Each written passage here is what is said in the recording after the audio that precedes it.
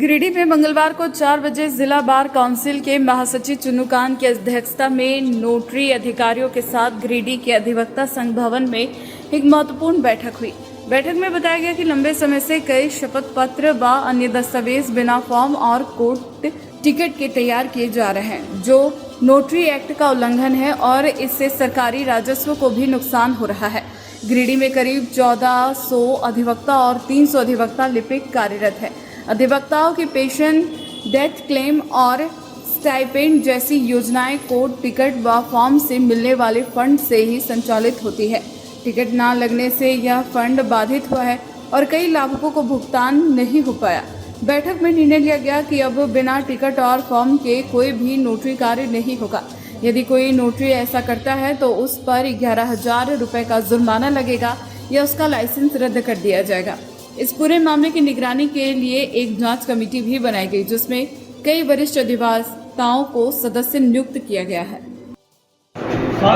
आज हमारे यहाँ जितने नोटरी पब्लिक कार्यरत हैं उनके साथ कमेटी की एक बहुत ही अहम बैठक हुई। पिछले लंबे समय से ये लगातार इस बात की शिकायत आ रही थी कि जो शपथ पत्र तैयार किए जाते हैं, चाहे वो अदालती कामकाज के लिए या एग्जीक्यूटिव साइड में अन्य ज़रूरत के लिए, तो उसमें जो विहित फॉर्म है वो नहीं लगाया जाता है। उसके लिए जो प्रिस्क्राइब टिकट है वो नहीं लगाया जाता है, जिसके वजह से न केवल राजस्व की नुकसान हो रही है बल्कि जो एक्ट्स है हमारा उसके नियम के विपरीत भी कार्य हो रहा था। एक चीज़ और आप लोगों के माध्यम से हम बताना चाहते हैं कि यहाँ लगभग 1400 अधिवक्ता, 300 अधिवक्ता लिपिक, ये इतना बड़ा परिवार है, उनके पूरे वेलफेयर की व्यवस्था ये जो टिकट और फॉर्म है उसी से होता है। उनके डेथ पर हम लोग डेथ क्लेम देते हैं, मासिक उनके विधवा को पेंशन देते हैं, नए छात्रों को स्टाइपेंड देते करेंगे, और जो लोग भी ऐसा प्रयास करेंगे हम उनके विरुद्ध कार्रवाई करेंगे, जो अनुशासनात्मक कार्रवाई होती है।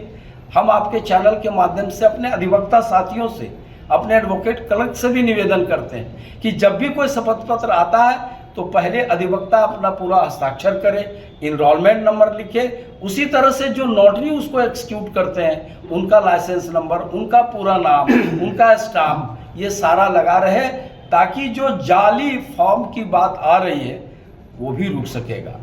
हम अभी हमारा एक शिष्टमंडल जिले के उपायुक्त महोदय से भी मिलेगा, उनको सारी बात हम लोग बताएंगे और उनसे निवेदन करेंगे कि पूरे जिले में, चूँकि यहाँ 3 अनुमंडल है, उस अनुमंडल में भी इस आशय का आदेश चला जाए। हालांकि इसके पूर्ववर्ती उपायुक्त महोदय ने भी इस तरह का आदेश दिया है, लेकिन एक बार फिर ये रिन्यू हो जाए, इसलिए हम नए उपायुक्त महोदय से मिलकर के हमारी टीम आग्रह करेगी।